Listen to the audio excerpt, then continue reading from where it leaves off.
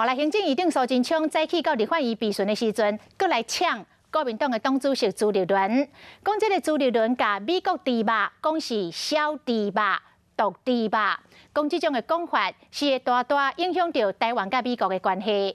苏院长嘛再度明确来表示，讲若是无进口到这个内猪，台湾就无法度来加入到跨太平洋伙伴全面进步协定 CPTPP。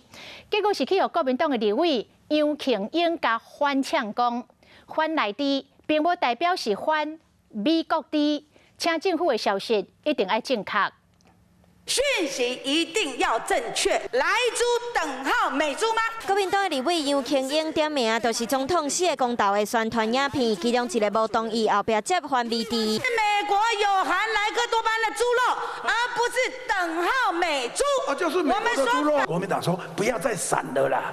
就直接对面出来讲清楚，你今天就是为了这个政策。唔那阮双方的讲法，民进党的立委区议员嗰边2009年马前总统伫体育周记社逐礼拜食美国猪脚，过几啊冬了后，国民党主席朱立伦对美猪的讲法，互苏院长无欢喜。不能像朱立伦这样把美国的猪肉讲成小猪吧，讲说是毒猪肉，这样子说还要亲美，我们觉得会。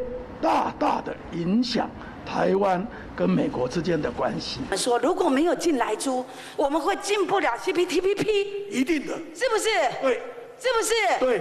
你好好去做功课吧。一定的，因为人家11国都准许。请你好好去做功课。只有你台湾接下来禁止，谁还让你加入？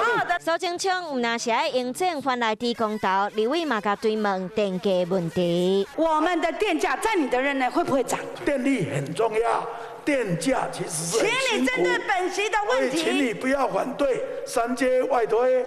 为着应征年底的4大公投，苏贞昌备询的时听得出不是针对公投和国民党的立委正面攻防，嘛伫民进党的立委质询的时互相配合。